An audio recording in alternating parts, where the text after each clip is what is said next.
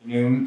This is a meeting of the Town of Mount Holly Board of Abatement. We're meeting in the town office of the Town of Mount Holly on Tuesday, May 13th. It is 5:00 p.m. I'm Mark Miller, Chairman of the Board of Civil Authority. Other members present are Diana Garrow, Bob Burke, David Johnson, Melissa Johnson, Mary Sherfin, Ann Hanson, Linda Miller, Carol Garrow-Woolley, Elizabeth Carl. and the applicants are Harrison Pierce and Deborah Losi, who are also present. I'm going to pass around this for the Board of Civil Authority, if you can sign, Mark, and then I'm going to pass this And then- down for you guys to sign. It's your oath. And we are doing this already for the record, the applicant, so look at you, it's Deborah. like you guys, so I guess this is. Yeah, Yes. Devin Tripp, what you're gonna sign what I'm about to say, under the pains and penalties of perjury. Do you solemnly swear that the evidence you give in the cause under consideration shall be the whole truth and nothing but the truth? Yes. Deb, Yes. that, everything is being recorded for the Yes. oath, so we need to, okay.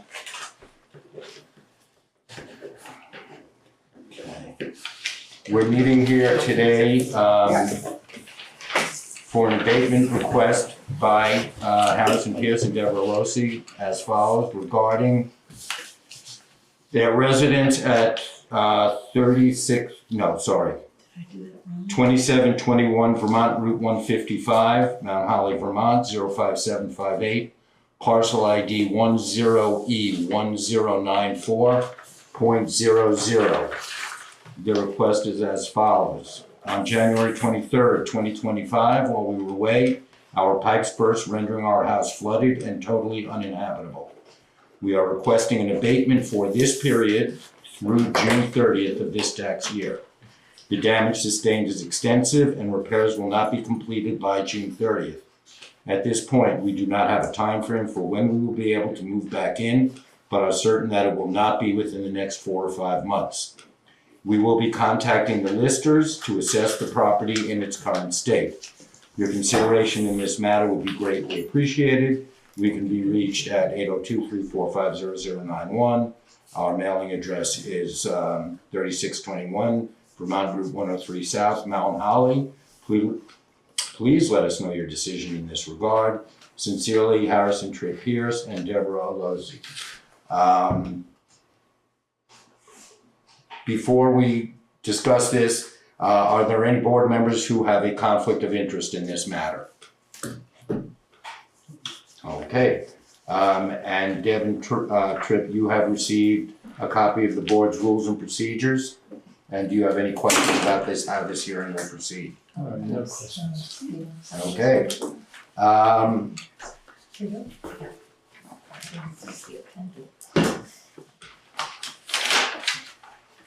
The statutory rules for where abatements may, have you seen the rules for abatement? Do you know? No. Okay. The board may abate in whole or part taxes, interest, or collection fees other than those arising out of corrected classification of homestead or non-residential property accruing to the town in the following cases. You need to pick one. Taxes of persons who have died insolvent. 2, taxes of persons who have removed from the state.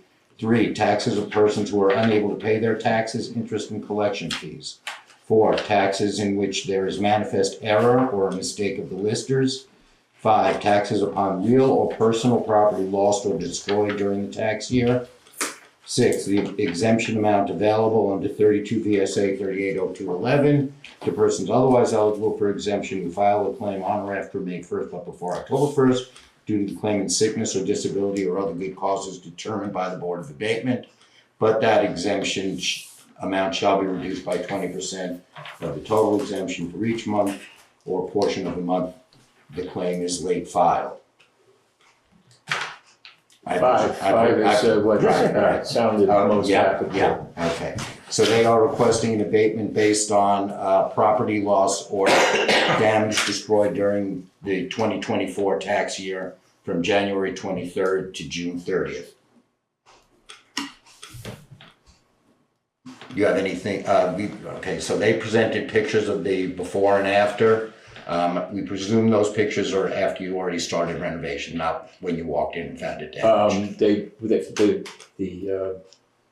The tear down of all the sheetrock and the insulation had gone on prior to these pictures being taken. Because of the wetness and the mold and all that, but that happened within that week after we came back. We heard on the 23rd and we were back here 24 hours later on the 24th and had crew and us and just ripping out everything that was wet. You know, we've had a fair amount of experience with this. So I'm just gonna paraphrase for a few people. Yeah. I think it's obvious, but I'm sorry, I shouldn't say that. But a few people noted the pictures.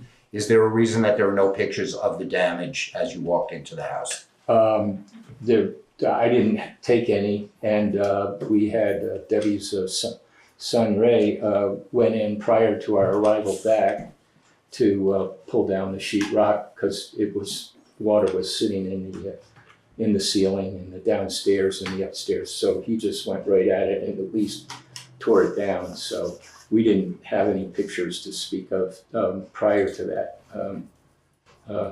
that were taken in any way that I'm aware of, you know. Anybody have any questions? I mean, it's a fairly straightforward claim. Are there any questions for Deborah Triff? You did have insurance on the, But we have insurance. Yep, that's a full-time job now for me. I can only imagine. Anyhow, that's a process that's ongoing, but it's nothing that, you know, I did this with Harry's before too, and so we're contesting all the appraisals and all their cost estimates for the jobs. Their cabinet estimate was $13,000 less than the exact item we installed after our house burned down and we rebuilt it in 2012. So they still have the original invoice at Rotellis, so, but that gives you an idea of the ground that we're sawing back and forth on So that. you've been But hit by fire and flood, now you need wind. yeah, we've had the plagues vigilant on us. There's 7 of them, right? And I think we've seen a few of them. I don't know, but anyhow. And this all happened. happened when? This happened in January. 23rd. January 23rd. 23rd was our notice of the fact that our house had 4 inches of standing water upstairs and downstairs, and so we were quick to get up here. Where have you been staying? Where have you been staying? We were in Florida. Yes. We were hoping to Oh, no, now. spend. Now we have a house rented through the insurance in Rutland, but we have woodchucks and lettuce in the garden. So we've been using the 1 bedroom that's the least damaged to sleep in, and the travel trailer is there now, but we still have an operating bathroom upstairs with a shower, which is just popped out of it. But I mean, so we're using the bathroom to the point where the guys are in there. So we run upstairs and use the john, and we've been sleeping up there up until they are done with the middle floor and all that stuff. So Anybody else? That's not germane to this abatement, I was just curious. yeah, no, so it's like going to a motel, except that everything you own is in the same room. Because we had to collapse all the kitchen and everything, so it was a kitchen, living room, dining room, and everything had to come upstairs to 2 bedrooms that don't need repainting.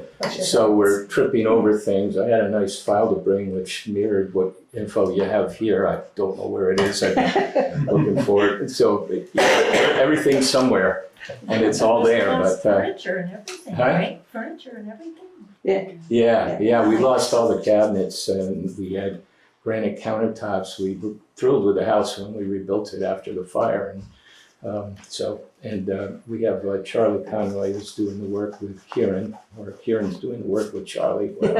However, As long as the work is getting done. it's proceeding at a pace. We don't anticipate anything being ready before November. In terms of, I don't know if we revisit this because of tax year stuff or Well, to that end, you've asked, I guess, Mary and David, are you going back to reassess the property? We've been there. You've already been there, okay.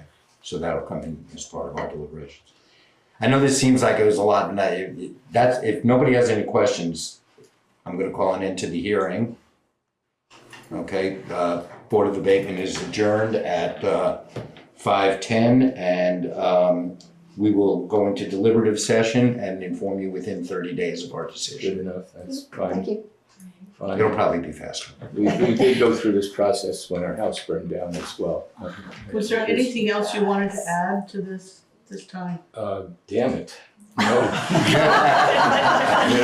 I hate getting good at this, you know? And, thank you. Thanks, The good guys. news is you're not still trying to operate a business well, let's just go. No, and the good news was the business isn't flooded this time, so, Yeah. so we're good, but, At least you have a kitchen. just as an aside, as friends and neighbors, I'm lowered the price for Harry's to $299,000. Yeah, And it has a 4.5 acre lot beside it, which hasn't been perked, and it's a restaurant in 1 acre. And I think it's KB and cheaper I- than most houses in KB and I the talked town. about it last I live in it in a minute. We may end up there. Who knows? Just put in a shower where the second pot sink is. At least you and have- there you go. at least you have a place to cook. Well, pass that around to any wannabes or Yes. aspiring chefs or mom and pops or whatever. I appreciate that. Thanks, guys. Thank you. Thanks. Thank you. Thanks, Dave.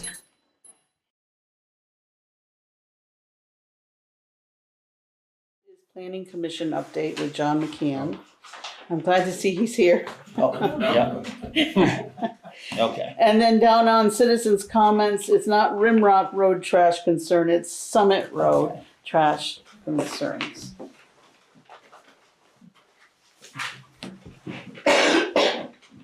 Anything else? Okay, I'll make a motion. Excuse me, I think I was requested to make a change from the conversation. They said we're on mute on. Okay, working on that. Should be good. How is it now? Good, now I can hear. Perfect. Thank you. Okay, I'll make a motion for the changes and additions to the agenda. Is there a second? I second. The ayes? Aye. Aye. Is the Conservation Commission still in here? Oh, it's still kind of listed, but you can speak if you'd like. No, well, I thought I was asked to, actually, in the previous minutes, yes. I don't remember, but anyways, however, Do you want to speak? you can, fine with If you want to speak, you Well, can. well- If you don't want to. I sent you a letter. yes, I got it, the ash borer. If you had no issues with that letter, it's requesting two things, I believe. I just printed off one, because I just got it today. If that's fine, I'll not say anything. Oh. As long as you agree with it. We'll throw you in at the bottom because Okay. it's there and there's a planning commission one there too, so we'll cover them. All right. Okay, approval of April 8th, 21st, and 29th minutes. I make the motion that we approve the April 8th, the April 21st, and the April 29 minutes. Is there a second? I'll second. The ayes? Aye. Okay, moving on to reports, highway and transfer station update. Clinton? Now that it stopped raining, we're back grading again. We're putting in some culverts. Still cleaning up brush here and there. There's still a few more dead trees that need to come down. So I'm thinking of getting that man lift again and doing them ourselves. We can get it for the week and it's cheaper. Working on cleaning up the dump bodies, painting them, getting the winter rust off of them, and just plucking away. Transfer station?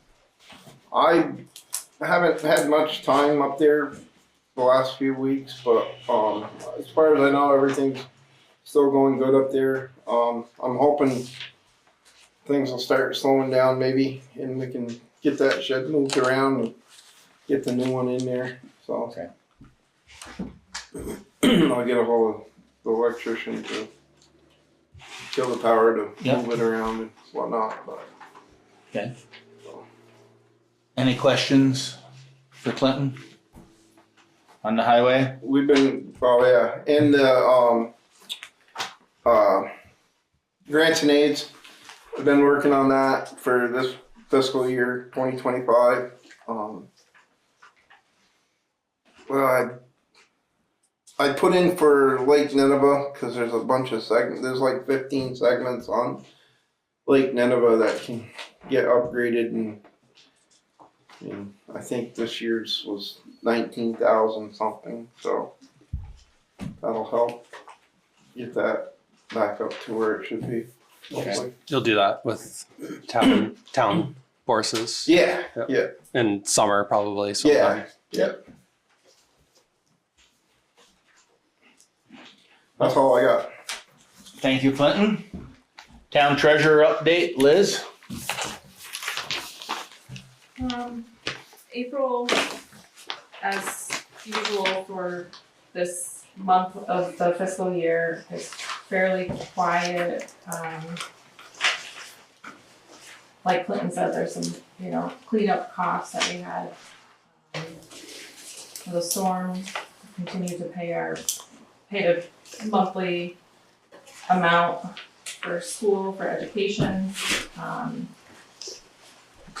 There's little activity in cash other than money going out the door. We did get continue to have a nice deduction in receivables for our delinquent property taxes, which is good. They're continuing to be paid in their delinquency. But again, pretty quiet month overall.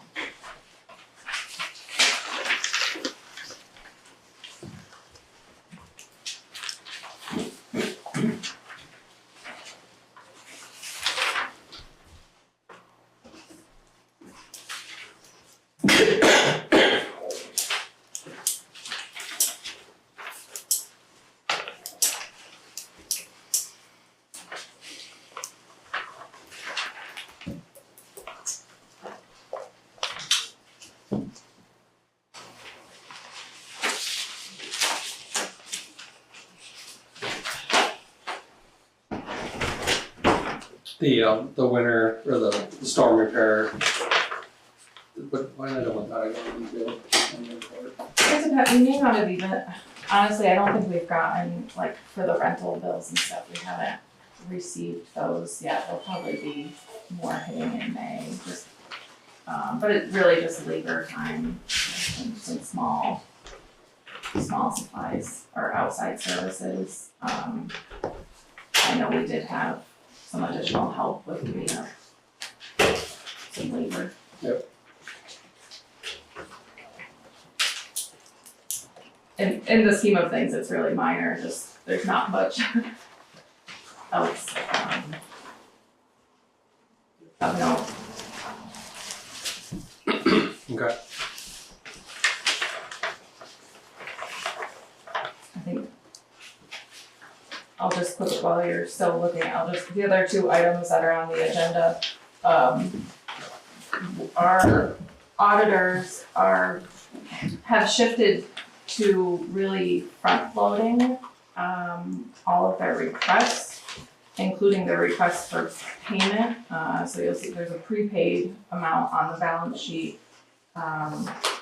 which is to our audit firm, and that was to hold our agreed upon engagement. So we have done that to continue, so they will do our 24-25 audit. And they've sent us a new fixed asset agreement. They increased the price from $250 a year to $750 a year. So we've already signed this form.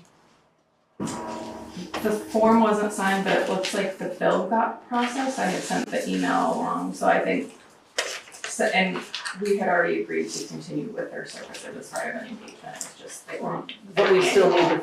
We still need to sign that one and return it, yeah. Good. But that just, with audit, it's year end, so just as we get closer to year end, just keeping an eye on where we land as expenses come up for discussion. And the next, it's only a month and a half left.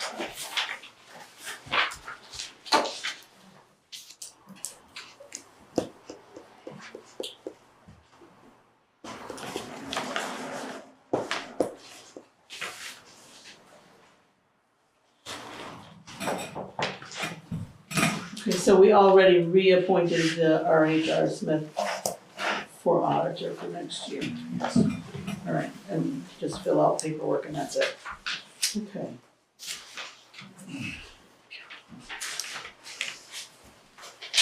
Any questions for Liz?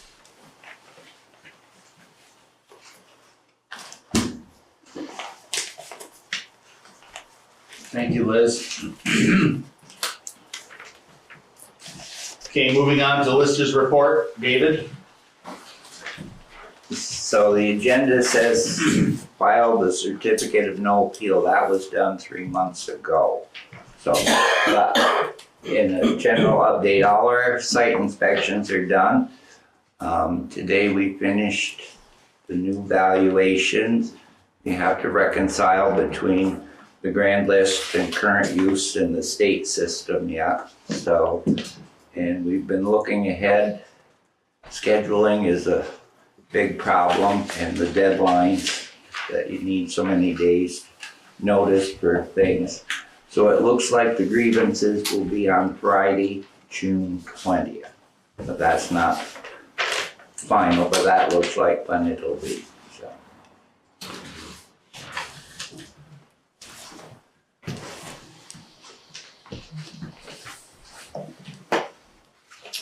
Any questions for David? Thanks, David. Moving on to the MPG Health Study update. Jeff? We've working on that grant. I didn't print it out, but I'll give a synopsis. John, correct me if I'm missing anything. We've got the consultant working on the plan. They've got a draft. There's basically 3 parts to the plan. First part is existing conditions, which they've completed. And, well, not completed, but they've got a full draft on for that, and they're working on the next section, which is, there's 2 more sections. I wrote it down, but I don't have it in front of me. And then we've formed a working committee, just of some people, about 8 people in the community. Had a first meeting at the end of April, and just brainstorm ideas about, I think our biggest takeaway was contacting some employers in town and just getting their feedback. So we put together a list of employers, and different committee members are going to go out and talk to them and they're going to be a liaison between us and the consultant. So that's where we're at. We're about 25% complete. We did the reimbursement, requested the first reimbursement, which I think was like 30% or 33%. And that was received. So we're on track. It's supposed to be done by September, and we're still on track, but it'll be a busy summer on it. Any questions on the MPG? Thanks, Jeff. Moving on, Conservation Commission update, Phil? Well, you saw my note. I'm asking for permission to order these things when and if I need them. And I think I pointed out what the fiscal impact of this would be, which won't be more than $100, if that much. I think you had that in your budget. I I don't, No, I thought we used one. Thank you.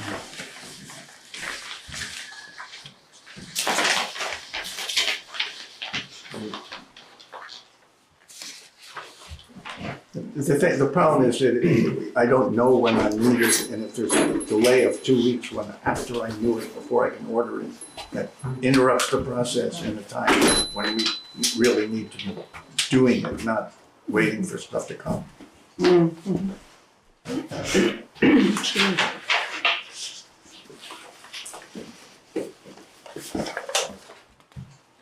You know, I think my question would be, so for 25, 26, do you have other planned expenses? Because you mentioned like a net $100 cost here, which is certainly well within any budget. I just don't know. Well, for the next fiscal year, you're asking. Correct, because the budget for the commission is, Well, I think we have several items, but we are currently waiting on some grants. So, of course, we're not gonna spend money we don't have. So, but I don't anticipate any major undertaking. I mean, we'll probably do the bottom barriers again, which I think is rolled into what we've already have. And we have, I would like to take the opportunity to advertise our meeting on the 29th of this month to, with the community members, I think the Conservation Trust and the Community Association to put together a management plan for the Star Lake. And there are, I mean, we could go into it, but there are 3 aspects to it. There's the recreation area. well, hold on, just to stick with this for a moment. I just want, right now, the annual budget for the Conservation Commission is $1,000. And we had waited to purchase more last fall, or it was really reimbursed, but, It wasn't actually. You may remember.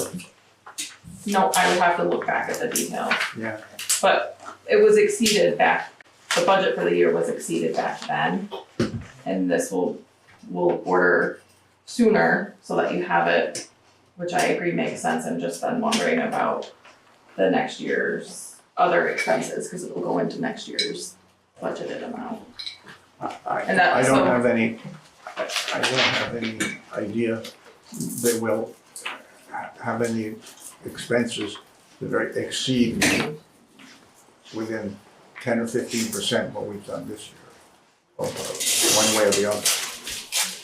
Yeah, it's a very small budget item, so Yeah, yeah. when I'm looking at that line Yeah, item, Well, that's tight, but no, but yeah, I agree with the seasonality. yeah. But the material cost gets reimbursed Yes. from the people that are doing. And that receives the material. Correct. And the injectors have a finite lifetime. So so we need to update them, as it were. And then there's a line item in the budget for shade tree Yeah, preservation, yeah, which doesn't look like anything's been used yet, yeah. right? Yeah. Right below conservation. We did some other tree work that we had into, like, Well, the ash, we talked about, the ash trees below that, yeah, that's over budget by 900. and that's where we had kind of, I think, already discussed that shade tree line item in that respect, but it's still, and that's why I'm bringing up the next year's budgeted amount. That's what we're really looking at spending. Is the income that he receives for reimbursement, where does that line land? That is an income, Is an income item, right? yeah. And that I would expect, it would probably be for the next fiscal year as well, so that's where I'm just looking at it from that perspective. I think it will offset, it's just timing. I think we had quite a lot of income last year from that actual, it was, I think it covered the cost of what we spent. Yeah, I think it generally is just the timing of it, because Yeah, it yeah. goes over it's right at the crux Yeah, I of know. the fiscal year. That's when we need to do it. Yeah, Is that 1260 that's already taken out of there from, because we missed the timing of last year probably? I think that was the bottom barrier, is primarily just the timing. Yeah. Again, a lot of it's timing.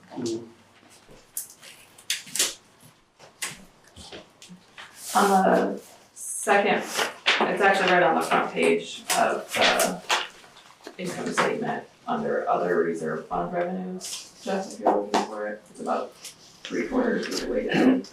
There was $2,052 in income this year. 1,652 of it was for the ash tree program.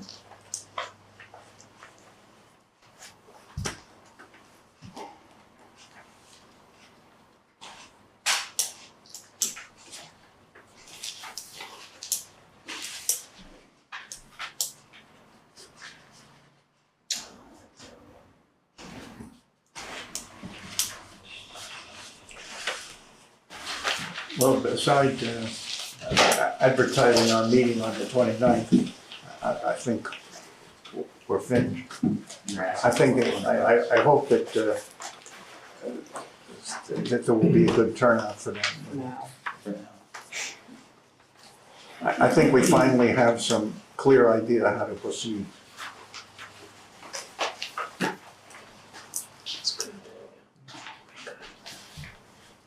Well, it's within 1 week.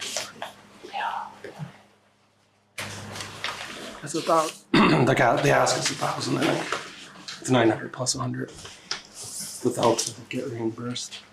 Right, it's 1,000 total that you're looking to spend. Something like that. Round I think numbers, it's more being able to, It's being able regardless of the to, timing. yeah. it's the timing, correct. And that wipes out the whole new year's budget. Until the money comes back in. Right. Yeah. Okay. I think the challenge last year was getting it had to go before the board each time there was a new order and there wasn't a precedent basically to overspend on the budget, knowing that the reimbursement was coming. So this would be approval to do that, knowing we've seen it in action, the money comes back.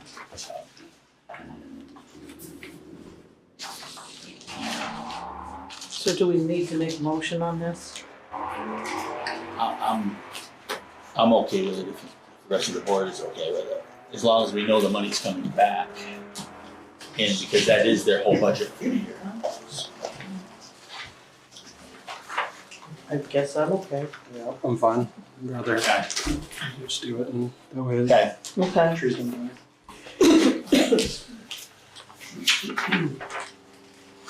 Thanks, Phil. Moving on to planning commission update, John. Yeah, I didn't bring anything prepared, but just two things off the top of my head. We have Robert Garrow's subdivision has made its way through Act 250 and it's back to us. We're looking at that now. I think he's got a new plat he's revising to bring to our next meeting. And it should go forward, probably to a hearing the following month. I guess the other thing that's noteworthy is Cavendish has, I guess now, has a near final draft for the subdivision regulation.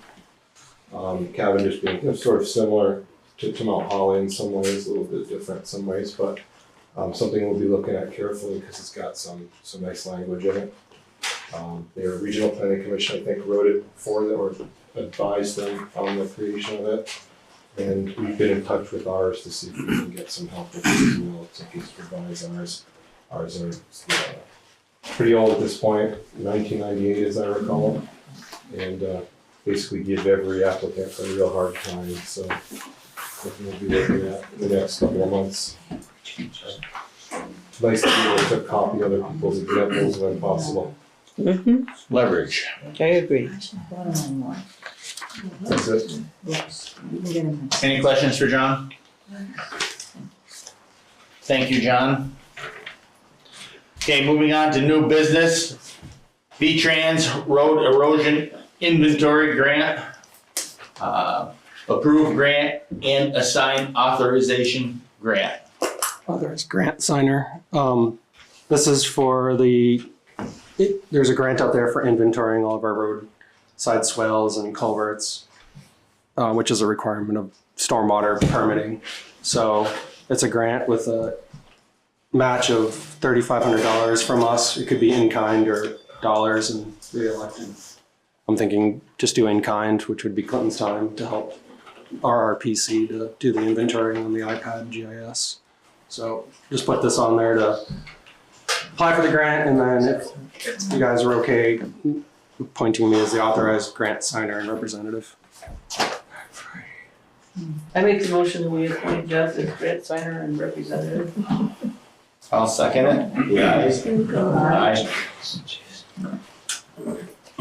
And with that, I'll contract with we'll sign the contract with RRPC to do the services. Thank you, Jeff. You know, go with us doing it, it's gonna go a lot quicker because of us knowing the roads and they don't, so it'll be a plus. You gonna have fun with the iPad? I'm getting used to that thing finally. Oh, good. I was gonna say it's probably good 5 practice years. too. Let's hope it still doesn't need to be updated. Oh. Those things don't last much longer than 4 years. Oh. Knock on wood, it's still I've got a working. 10-year-old. All right, review RFP for Chaburn Lane. I did not have an opportunity to prepare this, but I will for next meeting. And this is for storm repair work on the bridge abutment, just rebuilding a stone abutment. So that'll be forthcoming. Okay, that will be next week.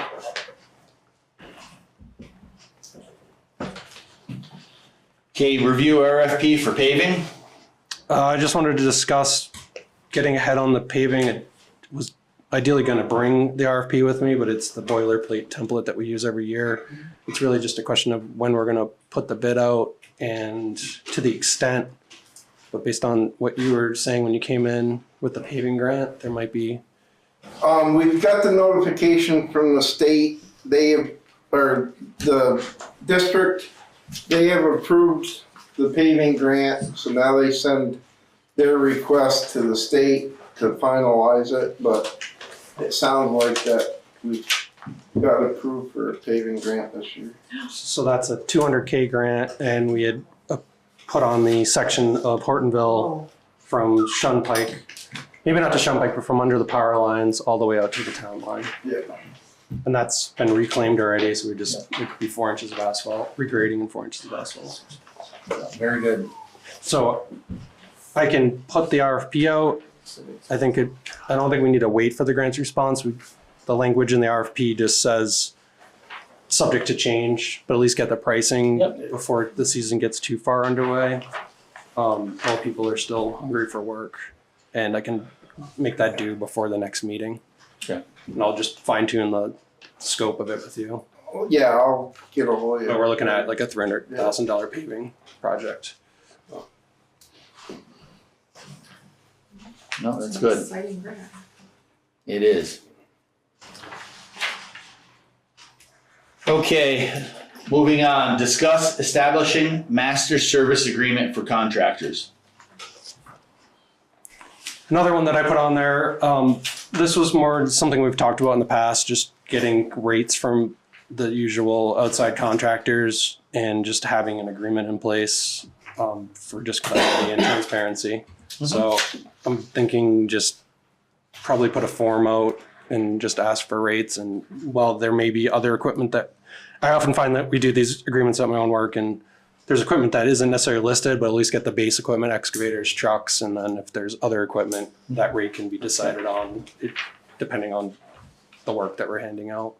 But this would just put it out there, and we'd have a select list of contractors that we can pick, because just even with trucking, somebody might not be available and there's other people available, but at least we have it on record. Yep. So I can fine tune that too in the next month.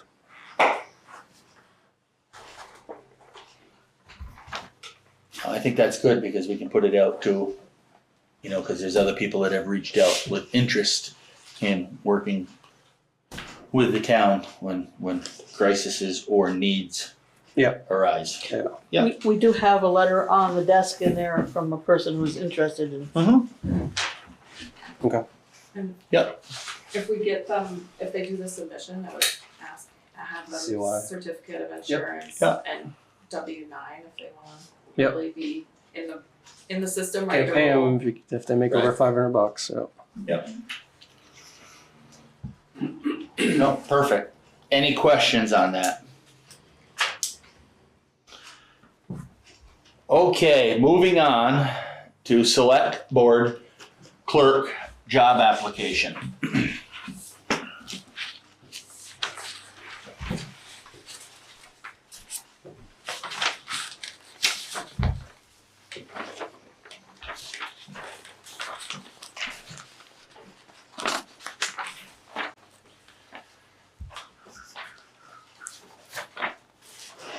So as everybody knows, William accepted another job elsewhere. So that was short-lived. We do have a letter of interest and a resume all the way down through in I'd like to say, or let everybody know, Faith Tempest has requested for the position, and I believe Faith is the only one.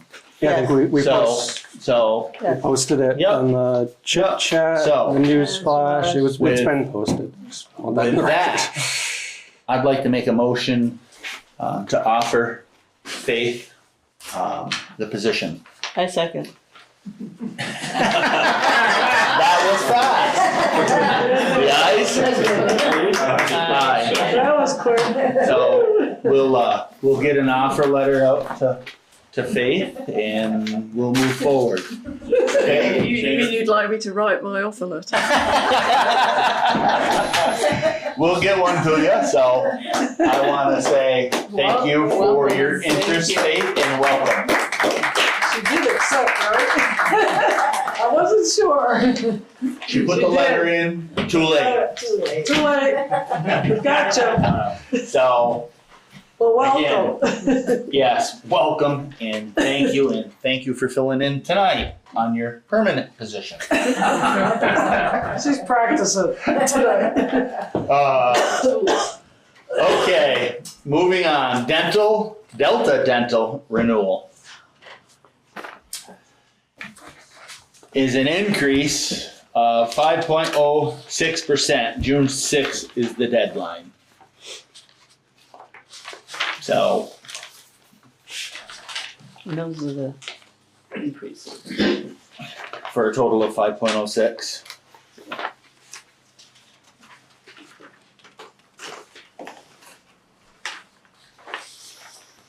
You need to make a motion on that one. Yes, we do. So I need a motion to accept Delta Dental renewal at an increase of 5.06%. I'll make the motion, we approve the renewal of Delta Dental with the increase of 5.06, going forward. Is there a second? I'll second it. The ayes? Aye. Aye. Aye.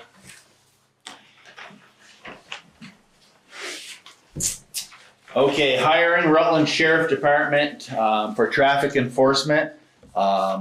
Just to hit that subject up, we've gotten multiple letters from different roads. Again, this one is from Paul Frazier on Hillville Road. Excessive speeds on Hillville Road. I think when they did the record, the highest speed was in the 70s coming on Hillville Road. I can attest from having a place on Hillville Road and being there a lot, that there is a elite group of vehicles that excessively speed on an everyday occasion. And it's not just Hillville Road. It's all over the place. Here's another one for a change in speed limit on Yeah. 155. Yep, Mark Knoll, sent out a letter, requesting a speed change, for 155. It says, "Dear members of the select board, I hope this quick email finds you all well. It's been our observation here at 3192 VT 155, just west of Patch Hill. The cars and trucks are routinely ignoring the 50-mile-an-hour speed limit on Route 155 west into East Wallingford. At our location, the speed combined with the double curves making things particularly dangerous. With the select board's permission, I'd be happy to spearhead drafting of a letter on behalf of the select board to the Vermont Traffic Committee, to ask them to conduct a review for the speeds, inference of speed, setting a speed of 35 miles an hour between Greendale Road and Barlow Road on 155. This area is certainly as populated as the section on 103 in Cuttingsville that has a 35-mile-an-hour speed limit. Also, given the hill and the limited sight line, a substantial lowering of the speed limit is warranted in the interest of public safety." So I have reviewed the process for submission of such a request, and it appears that all we have to do is, as a town, send a letter to the traffic committee coordinator. So their website says. So then it just goes through all the, how does the town go about making the change on a state highway? And again, that is through the traffic committee. So I am not opposed to this. I don't know how the rest of the board feels.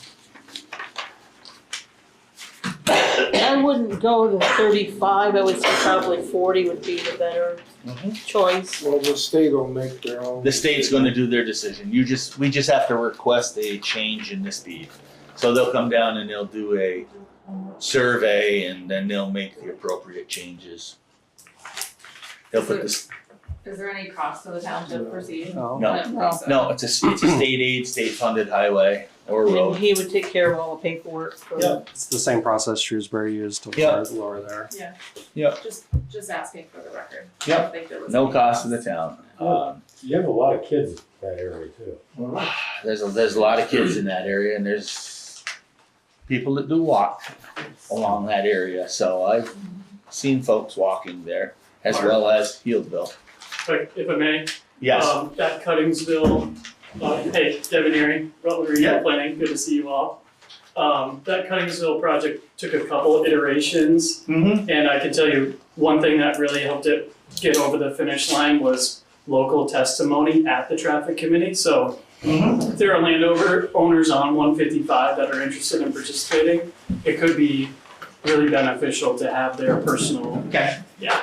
Yep. No, and we can, They'll coordinate Maybe the time. maybe we can ask him if he's willing to. if he's willing to spearhead it all. Yeah. Little No, communication amongst everybody. and I think we can send Mark a letter saying, the board's in agreement. If he wants to spearhead the letter and spearhead a group of people that want to represent that area. Maybe the town moderator wants to. Yeah.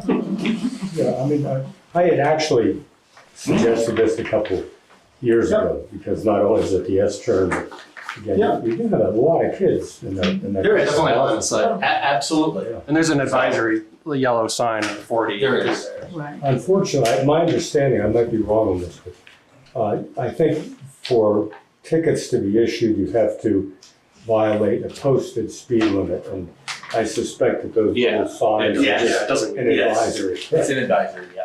But there's at least an acknowledgement that Yeah. they should surround I like think- by the state. I won't speak for the rest of the board, but I'm okay with Mark to spearhead the letter and spearhead it. Right, So, give that to Faith so she can follow up. It was on the. The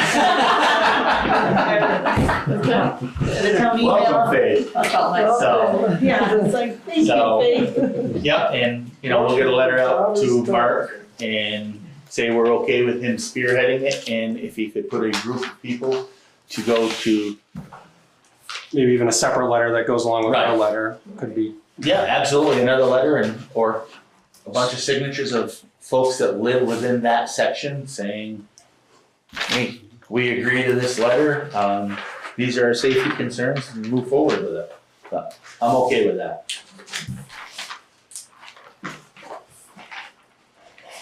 Okay, now, the question is, are we hiring the sheriff department for traffic enforcement again this year? It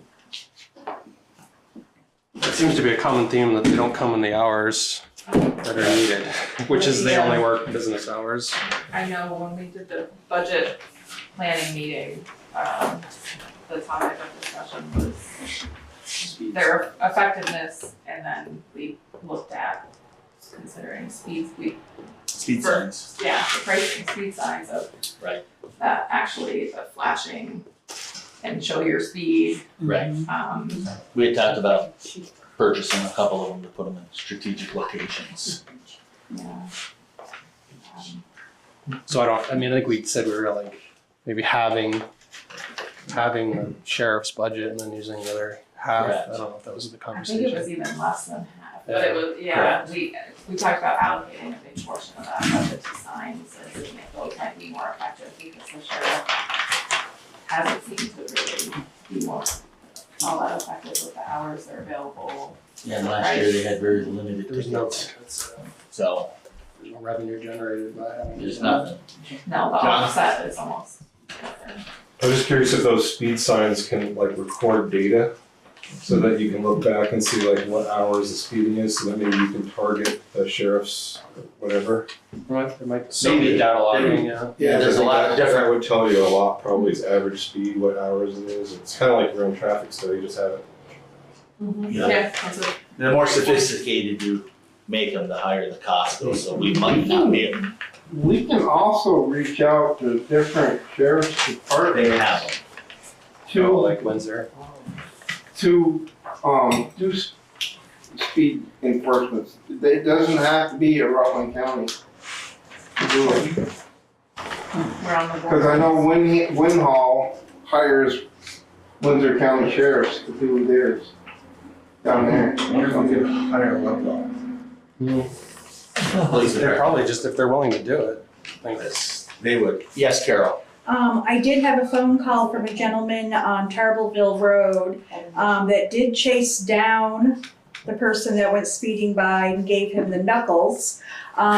He called the state police, and the state police told him he needed to call the town office and see what they were gonna do about it. So they're I wonder if About we- the knuckles? no, about dealing with the person that did the speeding, but he said he took care of that gentleman with his own knuckles. I don't know if I bought a broadcast that helped. I did talk, I just ran into that individual. So, But I've also heard the same complaint about the same person from other people that live on that road too. so maybe we can reach out to Ludlow PD and see if that's something that they can do as well. Some other You know, options. some other options. Because I know they travel up beyond the border now of Ludlow and Mount Holly, maybe. It's a lot I think- closer. And they'll be a little more strict, I think, than the sheriff's department. Yeah, and if they could just come at the hours, like. Right. I think So that- maybe we can ask. So, Okay, sounds good. so back to that real quick on the sheriff's department. So are we in agreement or making a motion to purchase some signs that have the speed limits posted out there? Yes. And or data information that can be recorded on them. We've gotta get some quotes on them. We'll have see to get what some we can quotes. Get Yep. quotes and entertain it for next month. I can gather quotes. Yep. Maybe even our RPC might have some recommendations. Yeah. For sure. Okay. Good, we'll have that for next month. Okay, junk ordinance. I've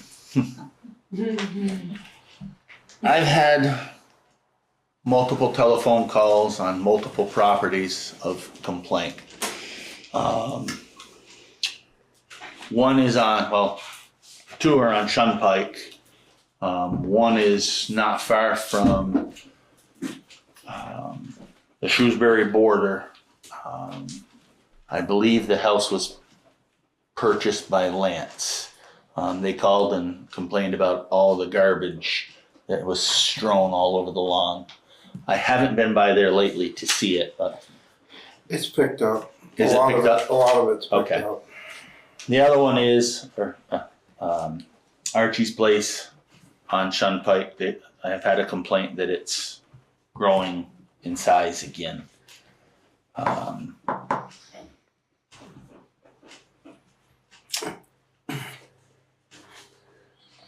Then another one was on Station Road. So I think we need to put the junk letter ordinance in the mail to these individuals again and ask them to please participate in the cleaning up of their properties. I agree. And I'll get with you, Faith, on the specific names. You know, I told you that. I think the letter's drafted, you just need to change the date on it. Yeah, the letters are drafted and I think we can change the dates. So, Oh, Caitlin would have them on file in there. yes. You'll find them. Yeah. Okay. Moving on, T-Mobile addition to cell tower.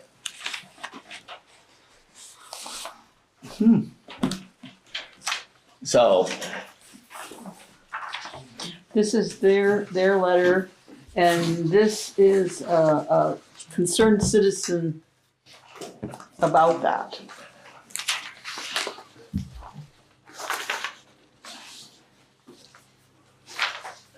okay, advance notice of a coalition of telecommunication antennas and equipment at the existing telecommunication facility located at 581 Stewart Road, Mount Holly.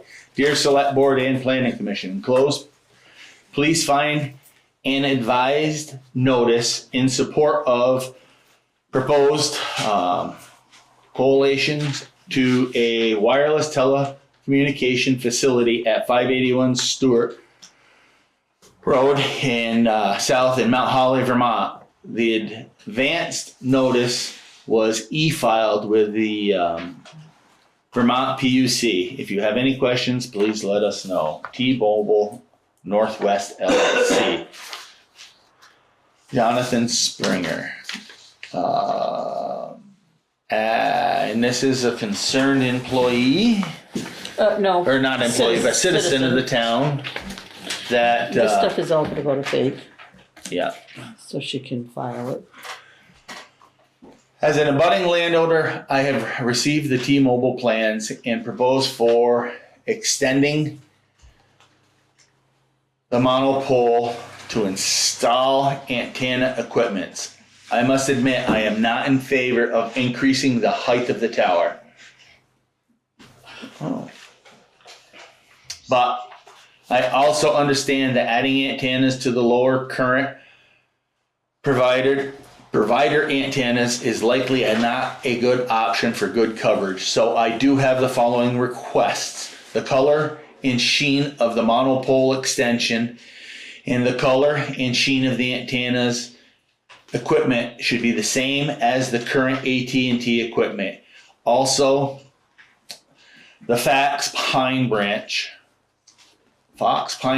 should be exact same length, type, density as the existing on the lower at this time. Finally, any damaging existing branches should be replaced as this project is undertaken. Thank you in advance for your considering this request so the tower extension blends seamlessly with the current monopole.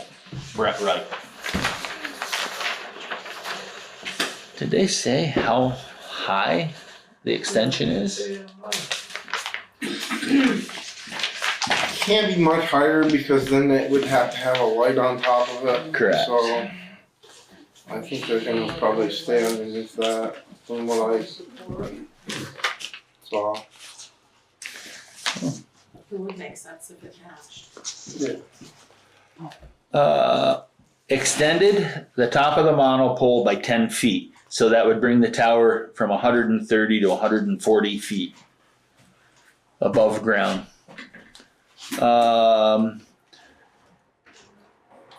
Project narrative with some new camouflage branches extending approximately 3 feet above the top of the monopole.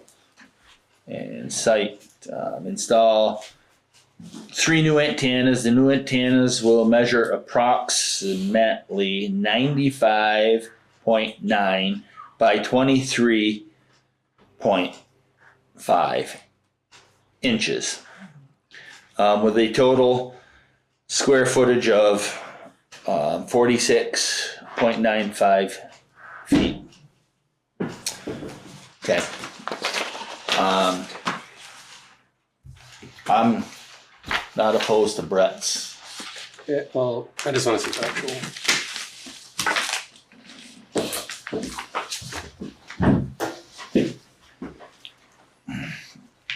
So it's gonna roughly put it at 148 feet. Where's the other one? The email or whatever. It's, the emails are all right there. This is the email for it. That's a concern, and that's the email. That's the cover letter. Gotcha.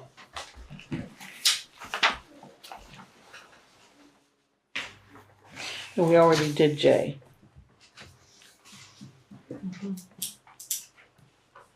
Yes, Can the town make those requests of we them? can. So I was trying to figure out what it is. I believe we can, because the town requested, when they put the original pole up, that they have the branches and so forth. That's what I thought. So we can request the same to that. Yes, John? And just as a reminder, that was part of Brett's request back when it was approved in the Absolutely. first place. No, absolutely. I don't, it's sort of built into his request, but on my request, that also in the butter and part of the planning commission. But it would be nice to ensure that we don't get the light on it.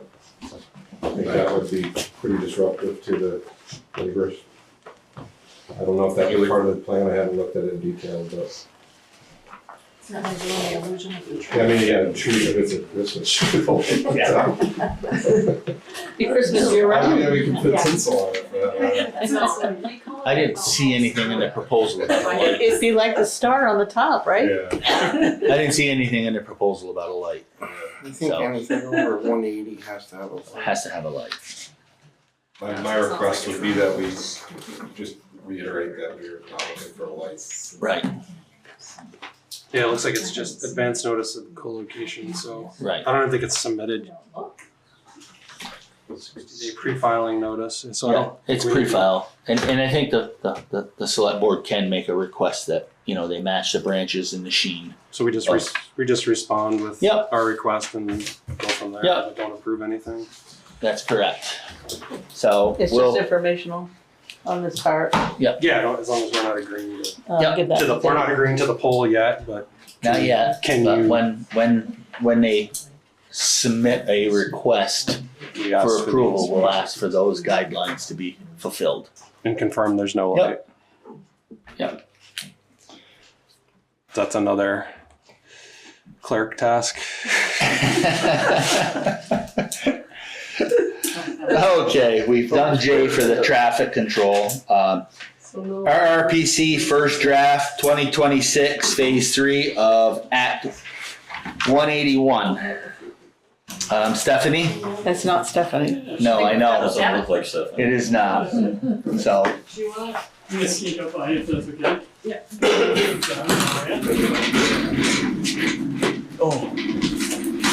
Watch your toes.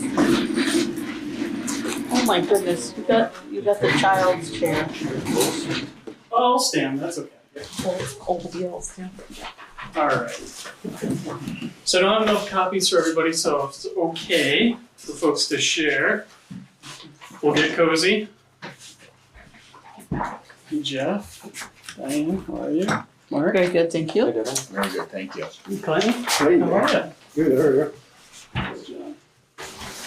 Now, I might have enough for everybody to pair up here.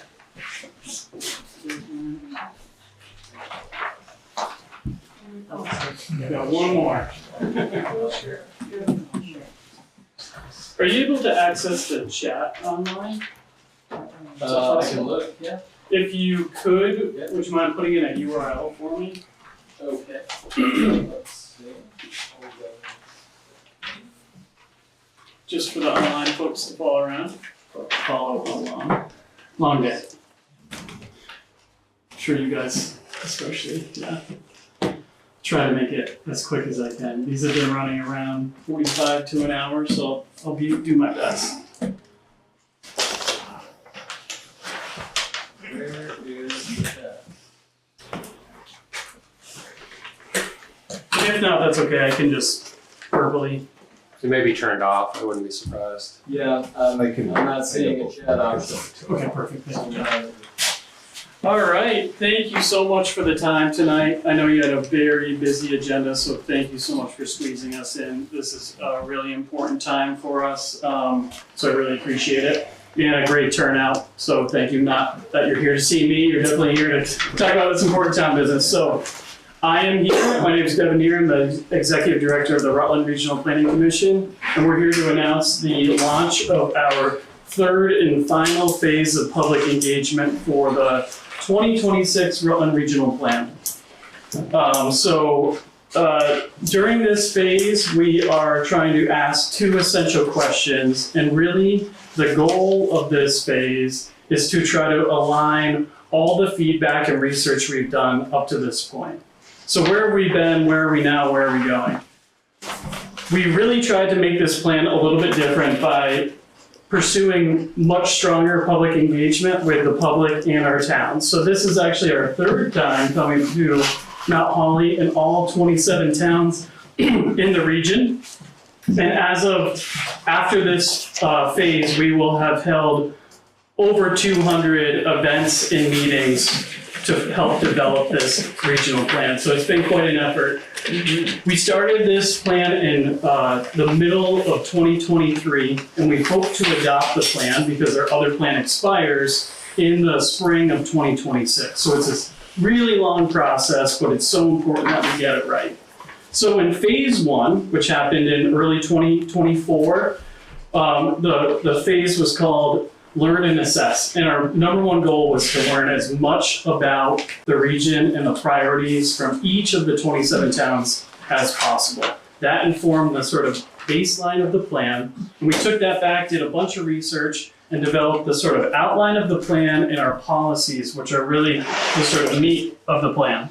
In our second phase, which happened last year, our goal was, we called it Report Back. And our goal was really to just try to help explain how we took all that feedback we got from the first phase, Learn and Assess, and incorporate it into the plan, along with all the research and work that we did to form that draft. So here we are now, phase 3 alignment. And like I said, we're trying to align all these different pieces of this plan to make sure we got it right. So all the research, all the feedback, all the work we've done up to this point to follow statute and get this plan across the finish line. So we're asking two simple but really important questions during this phase. One is, does this plan reflect the right community economic development priorities for the region? And do these priorities make Rutland Region a place where you want to work, live, and play? And what we're going to be talking about tonight exactly is a little bit of a baseline refresher. What is the plan? What's the purpose? How do we develop it? What are the elements of the plan? And then finally, and really important, the draft future land use map and other ways in which you all as citizens and town officials can engage through this last phase, because we gotta get it right. We wanna make sure we hear from as many people as we can. So what is the regional plan? Well, it's very similar to your town plan in terms of what statutory requirements govern the plan. Under chapter 117 of the state code, it's the state planning law. And under that law, Title 24 lays out why we need a plan, what it is intended to do, and the elements you have to have within that plan. Just like a town plan, it's an 8-year plan. So if we adopt in 26, this plan will be good until 2034. Ultimately, this plan at its core is meant to guide coordinated and efficient community economic development, and really trying to balance all the different priorities: the environment, the economy, jobs, cultural and social and historical resources. All of that needs to form this plan and be balanced. Not only that, but land use and land use planning are at the core of this plan. Really understanding the pattern, the design, the function of development in the region is important so that we balance places we want to grow and places we want to conserve. So we had some core tenets when we developed this plan because we really wanted to make sure this was different from our previous plans in its effectiveness. So one core tenet was flexible. We wanted this plan to be flexible so it relates not only to Mount Holly, but Rutland City, Mount Tabor, and every town in between for the whole region, because we have a diverse region. You know, we have a town with 210 people and a city with 16,000. So this plan has to address all those unique needs. The next is locally led. That's why we're here tonight and why we've been here 3 times over the last 3 years in all 27 towns, holding pop-up events, community open houses. All those were really meant to be, this isn't us sitting in an office typing away on a computer. It's really you all helping to inform that plan. Lastly, or second to last, equitable and sustainable. We wanted to make sure that this plan sort of had some core analysis of each chapter. We analyzed equity, community resilience, and community health as a way to better understand sort of how these chapters and the sort of sections of the plan interact with communities on that level. And lastly, and most importantly for me as director and as a planner, outcome driven. Right now our regional plan really lacks concrete goals, actions, and policies that help really form a plan and really guide our work. So this plan is going to have very clear goals, actions, policies, and indicators of progress. So we're actually holding ourselves accountable and understanding, are we meeting these goals? Why are we not? So the core elements of the plan, like I said, are laid out in statute. We don't choose these, just like your town plan. You have to meet certain requirements. So what's really important about this particular simple graphic is that at the heart of everything that we're doing within this plan, land use is at the core. Everything, economic development, workforce development, agriculture, everything has to do with land use. And that's why this map is so important in getting it right. So we have had a regional plan since 1971. This is nothing new by a long shot. However, there's something critically different this time around versus all the previous iterations. Many of you have probably heard about Act 181 that was passed last year. This was the first and most foundational, comprehensive reform to Vermont's land use law in the last 50 years, and it did 3 important things. 1, it reformed Act 250. So in the past, Act 250 is all about scale of development. You're either a 1-acre town or a 10-acre town. So if the development meets that requirement, it falls into Act 250. Now it's location-based. So depending on how the region is mapped, there may be opportunities for those places that have land use regulations and utilities for them to be potentially exempt from Act 250 or partially exempt from Act 250, and we'll talk about that more. Next, it reformed the state designation program. Our village centers, our downtowns, it consolidated all of those programs, which really do a couple things. They unlock state level investments like historic tax credits and other things for towns. Belmont right now already is a village center. So this changed that program to consolidate them and allow regional planning commissions to map them beyond going through the whole process with the state of Vermont. And then lastly, it changed the future land use map. The regional future land use map now plays a role in Act 250 by laying out those areas that potentially are subject to some Act 250 relief. So what is the goal of Act 181? Ultimately, it's the state's long-time planning goal, and that is maintaining historic, dense village and downtown centers separated by rural countryside. It's been that way forever, and it continues to be that way. Any questions before we jump into some kind of complex pieces of Act 181 that relate directly to this map in Act 250? No? Before I go too far along, for folks online and in the room, everything we're talking about tonight, including resources on Act 181, we held a 2-day training several weeks ago. We recorded it and put up the slides. All this information is on our regional plan website. That's rutlandrpc.org/plan 2026. And that website is right on this packet. So you do not need to write it down. It's right on the last page if you have it. Otherwise, you can go onto our website, easily find it. So one thing that this Act 181 did, is in addition to all those changes I described, is it made all the regional planning commission's future land use maps consistent.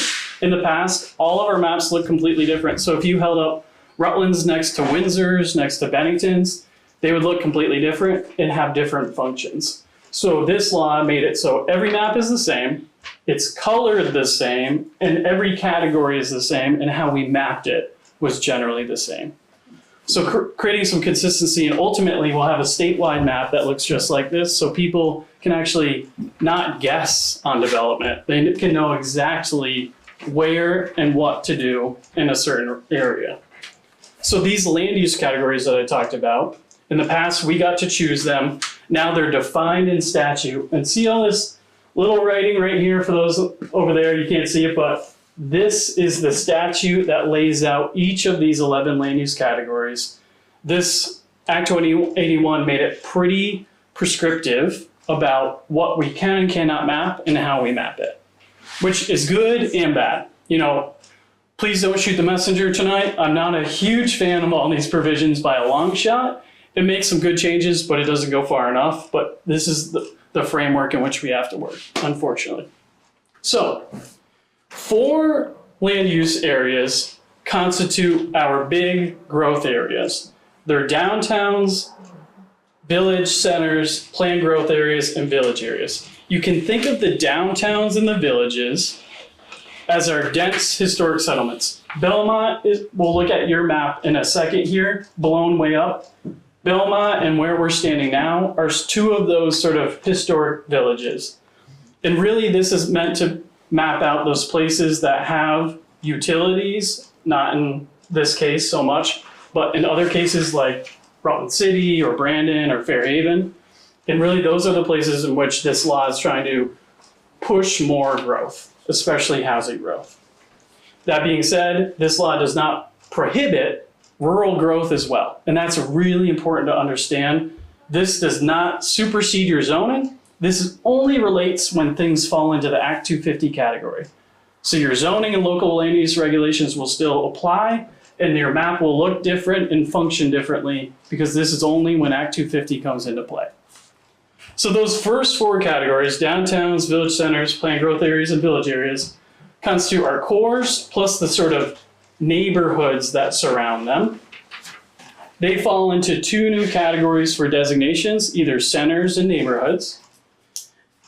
And then they fall within the Act 250 tiers. So before, like I said, there was sort of the 1 acre, 10 acre towns. Now there are 3 tiers.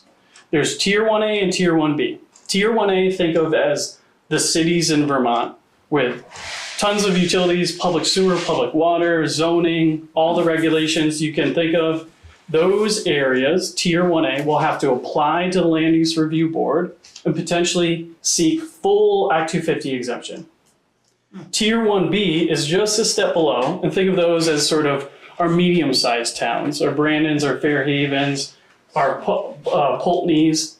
Those Tier 1B towns have like Act 250 light, where housing or mixed-use development with housing of 50 units or less on 10 acres or less would be exempt from Act 250. So those two tiers constitute Tier 1. Tier 2 is basically status quo of Act 250 the way it is today, plus one old change that came back, which is the road rule, which they used to have. The road rule is 800 feet of private road or 2,000 feet of a combination of private and public roads would potentially fall into Act 250 now. And then finally, Tier 3. Tier 3 is critical natural resources. We do not map these. We do not have anything to do with them. The Land Use Review Board, which is the new board that took over for the Natural Resources Board that governs Act 250, they're in a rulemaking process right now until the end of the year to define what these Tier 3 areas are. So I wish I could tell you more about where are they, how big they are, what do they mean, but we just don't know yet, which is unfortunate, but it's really independent of what we're talking about tonight. So those 4 areas, the pinks, purples, those are our cores. Around those cores are 3 other areas: transition, which you can think of as sort of strip development. There's very few in the region. Think of Route 7 south of Rutland Town, where you have all the box stores and nothing else, kind of looks like New Jersey. That's what's mapped in those areas. And sort of an idea is to try to densify them eventually with housing and other mixed development. Enterprise areas are areas that are high economic activity industrial zones. Think of business parks, the Rutland Airport, quarries, like the Marble Quarry or the Slate Belt along the western Rutland County. You know, think of big industrial areas. And then finally, resource-based recreation. Those are sort of your big resource or recreation areas that have development around them. You have a little bit in your town based around Okemo. Most of the resource-based recreation areas are Killington and lakes and ponds surrounding areas with a bunch of development. So like Bombazine, Lake St. Catherine, places with a lot of houses on them. Lake Nineveh, which I know isn't technically, well, part of it is, right? Mount Holly? Most of it is. Yeah, most of it is. Some of that has a little bit where there's housing. Acres worth is in Mount Holly. Yeah. You're right, it pretty much all is in Mount Holly. Yeah, really. Some of that would be under this category too. So those are the sort of like growth areas, if you will. The rural areas, which, as you can imagine, is most of the region, falls into 3 different categories. One is rural ag and forestry, and really, what we did here, which is required in statute and also part of our methodology for mapping, is all those lands that are in current use for forestry and agriculture fell into this category. And what it means is you can still develop on this land, but by and large, because it's in current use, the sort of primary use of that land would be in that ag or forestry use, right? Rural conservation is the next one. And again, doesn't say you can't develop there, but think of these as our big blocks of forest land, state forest, source protection areas, wetlands, the areas that are really, really, really hard to develop already. Those fall into rural conservation. And then lastly is rural general, and that's kind of everything else. That's your rural residential and businesses that have generally mapped suitable soils for septic. Now, this isn't a septic map. It's not going to be perfect, right? This is very broad-based. So that was a super fast crash course. This is a really complex subject. And if you want to learn more, I'm certainly happy to answer questions. I really would recommend folks who want to really dive into this, access our recording of our training and the slides online, it really dives in much deeper to Act 181. So what does this mean ultimately? Well, for the region, it means that we have 39 centers mapped, 2 of which are in Mount Holly. That's 0.4% of the land, but 6.5% of the buildings. The neighborhoods, none of those are mapped in Mount Holly. There's 16 of them, 2% of the land, 32% of the buildings. So just between centers and neighborhoods, we're about 40% of all buildings, but only about 2.5% of the land. So small land, a lot of density. That's what that really is saying. Transition, enterprise, and resource-based rec, not much of the land and not much of the buildings generally. However, the rural general is 17% of our entire region, another 40% of the buildings. And why I think this is important to point out is that between our centers, neighborhoods, and our rural general, which is historically where we have developed, because that's where we've been able to develop, that's 80% of our current buildings within the region fall into those few categories. When we look at rural ag and rural conservation, it's a ton of the land, 70% of the land in the region, which we knew, but it's only about 10% of the buildings. And I think what this is really getting at is we're constrained in Rutland County based on our physical resources. We have high peaks, low valleys, we have flood zones. It's hard to develop in certain areas and easier to develop in others. And this map, although imperfect, because the statute and the methodology are what we're able to work within, it does look much more like the region than our old future land use map. It's much more granular and much more relevant to how we're using the land today. Now, one question I've gotten from a lot of towns so far when I've met with them about this is what you're describing as a current land use map, not a future land use map. And you're not wrong. The statute kind of didn't go far enough in that way to allow us to really grow further beyond what we're sort of laying out now. When we created these maps, we did one thing. We tried to get every town the biggest benefit possible, but still operating within the statutory requirements, because ultimately, if we do not follow statute, our whole plan and this map will not be approved by the Land Use Review Board, and then none of the benefits will apply to anybody. So we're sort of stuck, generally. However, why we're here tonight and why it's so important to get this right is we're going to be looking at a big blown up version of Mount Holly, because we took the methodology in the statute and we created our first draft map. But we need you all, as folks who live in Mount Holly and know Mount Holly, to provide some feedback as to say, hey, Devin, this looks right, this doesn't look right. And we're asking every town to do so during this last phase of engagement. Now, the timeline is tight, and that is unfortunate, because when we started this plan in 2023, Act 181 wasn't even a thing. It was passed last July, and by the time the methodology was complete, we weren't starting this mapping until this late winter, early spring. So we have to have our plan ready to go to hearing by this fall. So we're trying to do this mapping quickly and efficiently as possible. So what we're going to do right after this is we are going to break out this big map and all huddle around and take a look at it. We're asking the town for 2 things. Well, really one thing tonight, because the other thing doesn't apply to Mount Holly, because you do not have zoning. And zoning is one of the critical components to be eligible for those 2 tier 1 benefits. And again, the law is imperfect. I did not write it, but that's how we have to operate. That next slide really just shows the breakdown of Mount Holly and the different land use categories. But tonight, we'd like you all to review the map, and then over the next 3 weeks, the select board get together and decide how they want to provide feedback to the RPC on potential changes.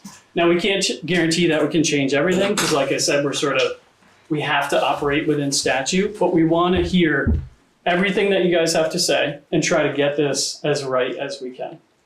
So, before we look at the map, a couple quick things about the plan itself beyond just the map. So, we have a full draft of the plan coming out. It's dense, I'm sorry. It's not the easiest document to get through if you're just looking for a pleasure read. However, knowing that, we try to develop a couple other resources for folks who want to understand the plan but may not want to read the whole thing. So there's 3 ways to engage during this last phase of public engagement. One is going online and looking at what we call our plan visualized. Excuse me, just 1 second. Which is kind of a fun way to show what a regional plan is. Sorry. And what it means for the region. I'll just hold this. We hired a cartoonist to basically draw the policies of the plan, not all of them, but a good portion of them to try to help describe at the highest 30,000 foot level, what is a regional plan, what does it mean? Now, if this is just not enough, you're like, hey, I want to learn more. This is just kind of a teaser. We did one thing in between a full draft in the plan. We wrote 1-page chapter summaries for every chapter of the plan. So if you want to basically get the Cliff Notes version of the plan without reading all 200 pages, you can go online and read those 13 pages that are really concise ways to sort of review the plan. And then finally, if you're really interested, our full draft plan will be available for folks to review as well. So between now and the end of June, we're asking folks to take a look at those pieces of the plan and try to provide as much feedback as you can. So, any questions? I know that was quick. Trying to not take up all your evening tonight. No? Yeah. When you were talking about doing a follow-up on the achievable goals you're setting. Yes. Is that going to be in the plan? I'm going to call it an AAR after action report. Yes. So we'll have an implementation matrix where we actually lay out all the goals, policies, and actions, a timeline, a cost, and a responsibility. And then we're going to actually have indicators of progress, or not going to, we have them. So we can actually measure the progress of each of those actions or policies as we go through the next 8 years. Or non-action. Or non-action, exactly. Yep. Okay, and if the land use board comes up with rules or regulations that are different than what you're operating under right now, presently. Yep. So the land use review board doesn't have that authority. All the goals and policy or goals and elements of the regional plan are in statute, so that's a legislative change. Now they could change. They have changed sort of small elements over the last several years. However, the review board checks, the land use review board checks our plan against statute and says, did you meet this? Like a checklist, yes or no? So that's a new thing. In the past, our regional planning commission, which is an appointment from every town in the region, Jess Metcalf is your primary, and are you the alternate? Yeah, that's so. They are actually voting on this plan, and in the past, they were the only ones who voted on the plan. This new state level review board is a whole new thing. So it is a concern for us to make sure that not only the commission supports and adopts the plan, but the state approves it as well. So we're trying to get this done this summer because the adoption process for a regional plan takes 6 months. So our first public hearing, and we have a very long notification process for the hearings. We will start notifying the hearings in October and we'll have our first hearing in January. And we're looking to adopt the plan not until April and May. So we're talking 6 long months of public hearings, and we will be looking to host some hearings out in the region. So if Mount Holly wants to be a host, we'd love to have one here. So I've droned on a lot. I'm happy to answer questions. If you want to follow up with an email, phone call, happy with that too. So let's look at the map. This is why we're here. This is the fun part. Before we look at the new map, which I'm going to lay this on your table, I want to show you the old map as a contrast. You can see this is pretty detailed. Our current map of the 2018 plan, which is still in effect, is substantially different, right? It's very, very basic. So when we use this in Act 250 proceedings at our regional committee, it's difficult. It lacks a lot of definition to sort of better understand and apply our policies around Act 250.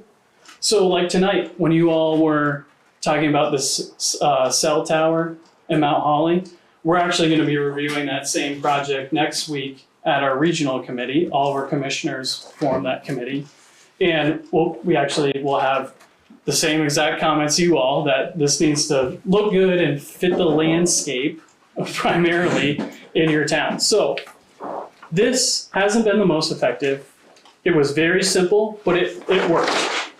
This will have a very, very, very different function and a lot more detail. So if you don't mind, I'm gonna bring this right up here.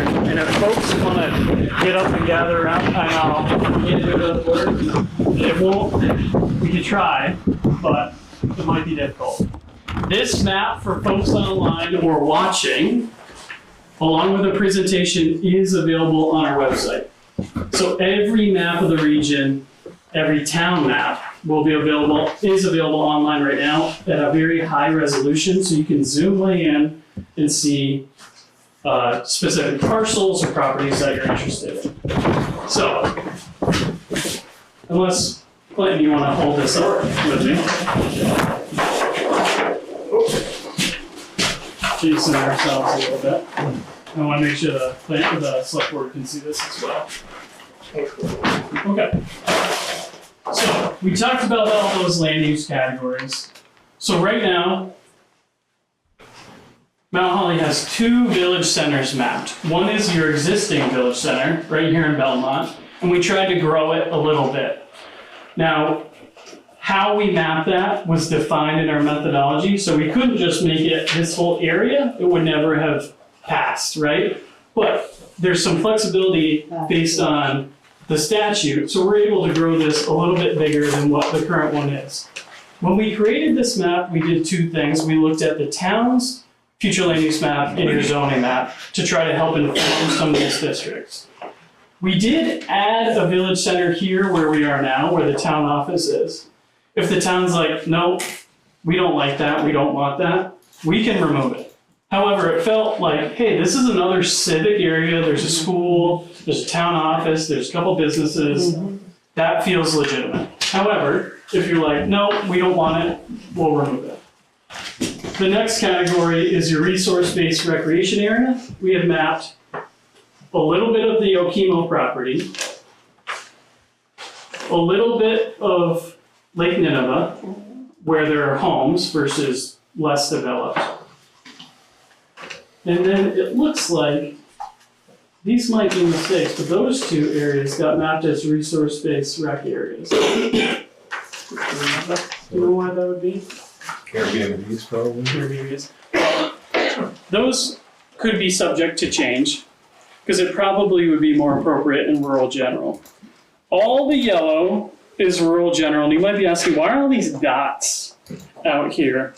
Well, what we did is, when property was in a large forest block like this, we did a buffer around the residence or the building to make sure that, hey, even though this might be a rural conservation area, which could either be a permanent conservation easement, a source protection area, and highest priority interior forest, we felt like, hey, these need to at least show that there's a property or a building on the property.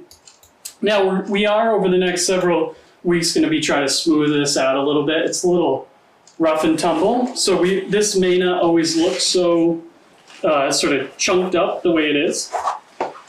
The next is rural ag and forestry, which are all these blue parcels. And these parcels are currently within current use or active farms or forest blocks. There's a lot of that. And you know, I've been to 7 towns now, and a lot of towns have a lot of this. Even if there's not a farm there, a lot of properties are in current use, you know. Reduction on taxes. Yeah, not great for the locality. For the municipality, I definitely agree with that. You've got 25 acres or more, you can do it. Yep, yeah, whether you're doing anything with it, right? Exactly. Yep, which is not great for out-of-state owners. So the last and final is the green area, which is that rural conservation. And you know, Mount Holly, no surprise, you've got the national forest and big blocks of forest around town, and these smaller little outcrops that likely are wetlands, source protection areas, like I said before, that sort of laundry list of the different things. The criteria for all this mapping is on our website. It's fairly complex, but it really boils down to a few things, and that is, within the rural general area, it is the soils that are mapped as suitable by the Agency of Natural Resources for potential septic. The blue is primarily for ag and forestry, and the green is primarily for conservation. That being said, it's not, and I want to make this perfectly clear, it is not restricting development in these areas. We're not. The big thing with this plan that I'm trying to promote that our past plans didn't get quite right is we need to support development in the region. We desperately need housing, which I'm so encouraged by the housing study that you guys are doing. That's awesome. That being said, we're not trying to promote housing and businesses everywhere, right? That's not appropriate. Mount Holly is great the way it is because you guys have been thoughtful in how your development has been. And we want to continue to support this. So when is this map going to be used? It's going to be used when a project enters Act 250. And they will fall into a certain category.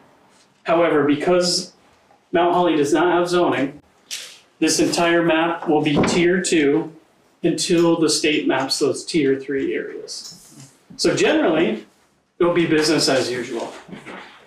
Now, if the town eventually adopted zoning and subdivision, well, you have subdivision regs. And do you have river corridors or flood bylaws? Yep, you have all that stuff. So zoning's the only missing component to potentially get some minor Act 250 relief in just these 2 pink areas. So not super substantial. And this is where I hope this law eventually gets amended and changed to allow us to grow some of these areas so we can have a bigger benefit in town. Now, most of the development that happens in Mount Holly falls through just normal, right? If you build a house, you don't go through Act 250, you just build and, you know, because you don't have zoning, you don't need a zoning permit. That won't change because of this map, and that's an important thing to know. So, hopefully you guys are willing and able to take I'm gonna leave this map with you, and again, it's available online. Take a good look at it at the Planning Commission, at the Select Board level, and we're asking to try to consolidate the feedback and the comments from either one person that you all decide, whether it's John, whether it's Jeff, whether it's Mark, Diane, anybody that you sort of say, hey, you're gonna be in charge of this. We're asking for feedback in the next 3 weeks. If you need a little time, we understand. This is a short timeline. We wish to God that we could give more, but we're sort of under the gun with this one. Any thoughts, feelings? Does the accuracy need to be like rural general, like where there's houses? Do you want to, is it important to, if there's a missing spot, to let you guys know? Yes. Yep. Yeah, if there's a missing spot, we want to know about it. Or if you're like, this just doesn't look right, we want to take a look at it. Like this. I don't know why this is rural, resource-based recreation. It says, A lot of ski homes. yeah, ski homes, but it seems like it's disconnected from the resort. Is that? That's That's acre lots, it's all non-residents, mostly non-resident skiers. So that might be why we ultimately put it like that. Yeah, and I'm guessing we looked at your zoning map. The other one's along Station. Road, which isn't that super rural? No, there's houses all. Oh, houses on I'm both thinking sides. of Shunpike. What am I thinking of? There's houses on both sides, Okay. and that abuts the state forest. And what's the zoning district? Or sorry, not zoning district, your future land use district. We had it in a denser development. Okay, yeah, so that would make sense then, because it's denser development associated with that recreation asset ultimately. If your property is in current use and you don't show, like it's the green, the light green, Yep, and there's not, your house site isn't labeled rural, is that of concern for mapping for No. what you're doing? no, so if you're in current use, the property shouldn't show any rural general. Okay. Because ag and forestry basically supersedes rural general. Because we mapped that last, essentially. So yeah, I'll leave this with you all. Happy to come back as well if you're like, hey Devin, there's so much about this, why don't you come back and let's have a conversation. Happy to do that. If not, if you're like, hey, you got this pretty close, we're happy enough with it, here's a few tweaks, that's great too. And you're gonna repost it once you clean up the granularity you were talking about, like. Yeah, we're working through the sort of GIS nuts and bolts, which can be complicated. We'd like to ultimately smooth this out a bit and maybe make it a little bit more linear, but. Another question. Yes. So in terms of like, and you mentioned that there's actually like a hierarchy of how you apply these rules in these zones. It looks to me just from the map that anything that's rural ag sort of takes precedence. Yes. It's like on top. It was the first rural district mapped, yeah. Okay. And that Because was, like there's no cutouts for rural ag exactly, around homes. And there's only no, rural and there's conservation. no like conservation within rural ag is what I'm seeing. Exactly, yep. And is there a reason for that? Yep, because the methodology dictates that we map rural ag in general, rural ag and forestry first, and it supersedes rural general and rural conservation. Basically because the entire lot is within current use, So it's including the, parcel granularity or maybe many parcels together because of owners. could be many parcels together. Yeah. We are not looking for parcel granularity. Well, you do have less than parcel granularity around homes. Exactly. And some resource, like, I'm assuming these are like wetlands here. Yeah, exactly, yeah. So your wetlands came from where?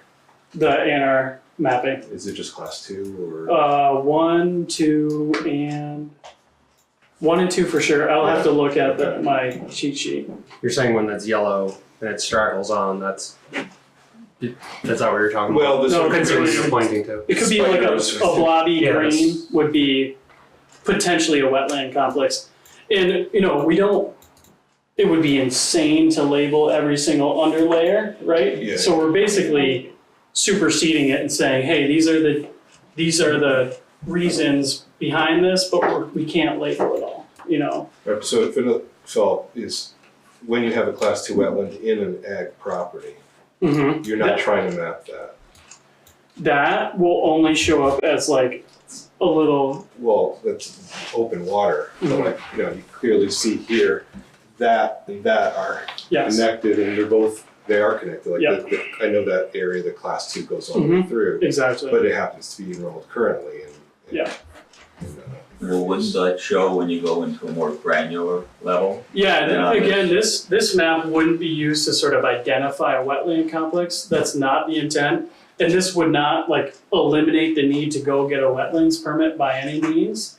This would be more of when let's say there's an Act 250 permit for, let's say something crazy, right? Like there's an Act 250 permit within this area for a Walmart, and I know that is nuts, that would never happen. It was a wildlife, wasn't it a wildlife zoo back Costco in the wouldn't 70s? Yeah, so when we would review that project at the regional commission, we'd say, well, He's away up by. this Shunpike. property was primarily for ag and forestry, I'm not that saying use that. would not be appropriate. Yeah. But conservation, I'm assuming, is a higher level of concern in some sense, like.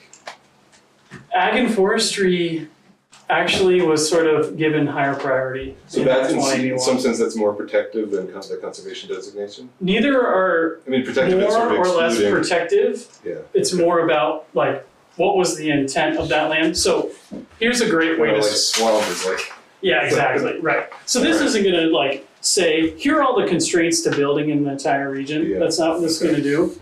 However, it's saying, okay, if you build something here, it needs to at least consider ag and forestry and fit within the sort of like aesthetic and land use sort of feel of an agroforestry zone. Yeah.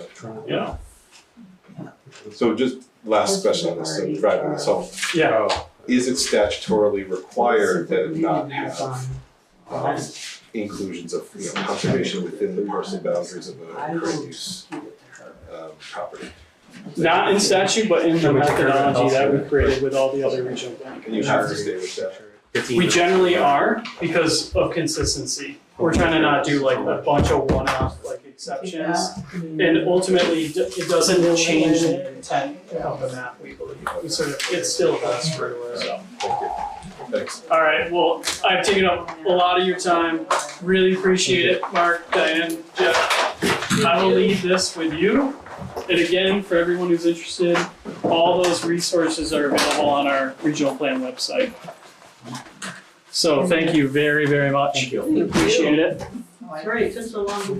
No, it was really interesting hearing about yourself. And one note on the whole contracting with Ludlow in Pittsford, they actually contract their police department to Chittenden, and it works great because they used to use the sheriff department. It didn't work out. So they provide, I think, like, I don't know if it's 10 or 20 hours a week, but they get much more choice in when Pittsburgh comes and does that. So it's a really good call. I think that's a great idea. So, Thank you. well, let us know how we can support any of that transportation work, and I appreciate it. Thank you all. Thank you. Thank you. Okay, moving on to grants and aids. Mark, hands up. Yes, John. I just want to mention, we'll be discussing this at our planning commission meeting next week. I don't know if you guys want to coordinate feedback or how you want that addressed. If you want us to give you what we think, or if you want to have a joint meeting, I don't know, it's up to you guys. It's a pretty tight timeline. It's a pretty tight timeline. June Yeah. 4th is like kind of ridiculous, but Yeah. we can, let us know, I guess, if you have thoughts on it. And if you need a little bit more time as well, if like the meetings don't align perfectly, just send us an email saying, hey, we'd like to request a little bit more time. Okay. So we want to request more time, at least get to the next regular meeting, Yeah, we should get to the next which is the second meeting. Tuesday of November 1. So that's some decision. Okay. yeah. It'll be the 10th. Yeah, I don't think that's unreasonable at all. Yeah. And you're willing to, what was your offer? Well, we'll put it on the agenda for next week. Yep. For discussion. We discussed it pretty informally last month. And I think we have some more things to discuss now. You guys could come, we could dig into it, talk through it, whatever you want to do. It's not a whole lot of time, so. No, there isn't. I would guess that we're probably only gonna spend our next meeting on it, and then that'll be it. But I won't be here. Yeah, no, I can try to, I don't think we'll have a special meeting, we'll just try to do it next week if that works for you guys. I can attend. Yeah, I See if there's any comment, especially from the public. Yeah.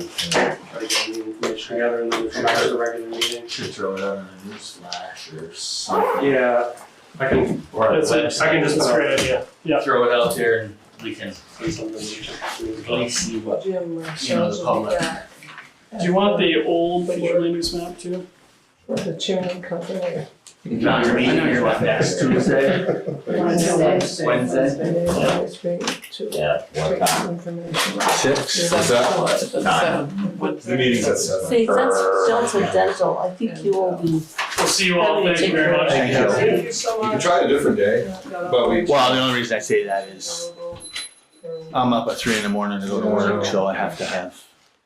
I'm actually struggling to get to that 7 now.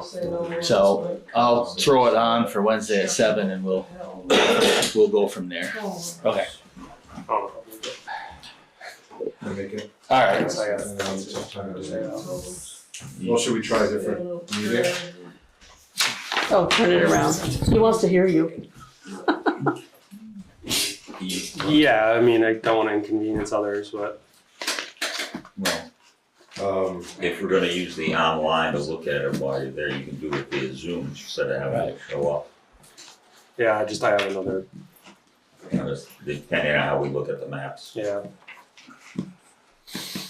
I'll try. We could set up something for next week, Joe, or something like that. I thought you were taking it. When is the meeting? What day you're talking? You're not Our talking. regular meeting, just our regular Just- monthly meeting is next Wednesday. Next Wednesday. It doesn't have to be during that meeting that we talk about it, we can do it. Yeah, it's gonna be a tight timeline because I'm gone the following week. I'm on vacation. We'll talk after. We can go with you. Want to talk after? No. Or- Good call. Any other day, Tuesday Thursday work or Monday. Right. You wouldn't let us go last time. I know. I mean, personally, I could do like a afternoon on the 20th. Nice in Alaska, so. Okay. Oh, Alaska. That's where I went. That's where I went. That'd be Last week week from today. Yeah, This that side. works. Like We'll be glad to to the go with- lake. We're glad to go with you. Room's right next to you. We do Eat 4:30. dinner outside. Just Champlain. Yeah. 4:30 to 5:30. Yep, we got a spot there. Tuesday. I can't do any of it. I'm Oh, gonna okay. be in surgery. Recovery. Tuesday. Recovery. You're gonna Recover. What time? I'll be 4:30. I'll be just coming home. Next Tuesday at 4:30. That would work for me. A little better. At that point, you guys can do just a special select board meeting or something. Unless you don't have enough.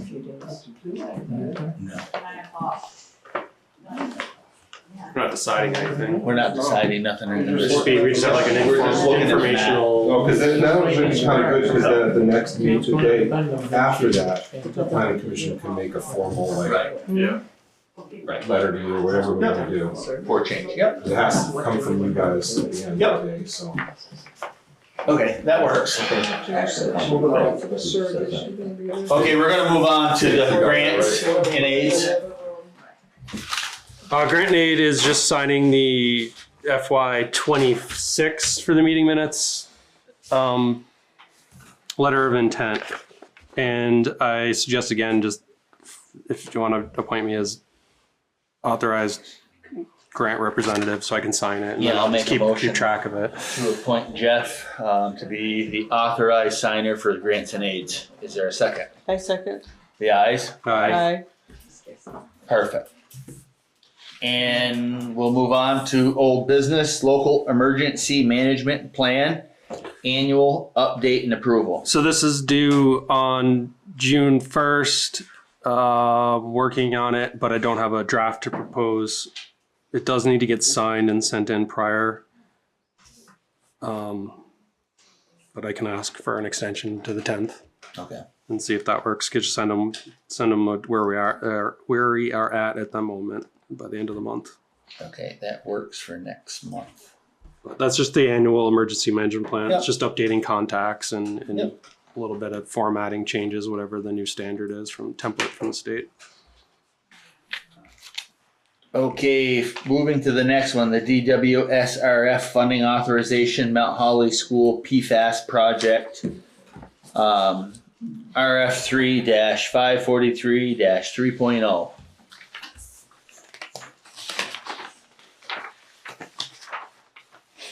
It's just a letter to read. Okay, this is from Cheryl Hammond, Twin Rivers Supervisory Union. The Ludlow Mount Holly UUSD DWSRF loan connecting Mount Holly School to the town garage well has been processed internally at the Agency of Natural Resources, ANR, and will be forwarded to the Vermont Bond Bank for underwriting today. This email is to keep you updated and does not indicate final loan approval. The loan amount is $925,000. This project qualified for additional subsidiary in the form of 100% loan principal forgiveness to be applied at project completion. As outlined in our fiscal year 2022 intent use plan for PFAS-related project expenses. VBB will review the completed funding authorization package. This process usually takes 4 to 8 weeks. Please respond to their request for documentation promptly when that underwriting procedure is complete. They will provide loan agreement for review and signature to be returned to VBB to fully execute the loan. At this time, A&R will contact you with instructions for submitting DWSFR payment request. Please indicate the DWSRF loan number RF3-543-3.0 in the future for future DWSRF correspondence. In the meantime, the state CECF grant program that is primarily funding bottled water in the system with PFAS has some funding available for this project. Continue to submit project expenses in addition to bottled water for reimbursement to that program. Brendan O'Brien in the Drinking Water Division is the contact for the program and is copied on this email. Sincerely, Amy Golford.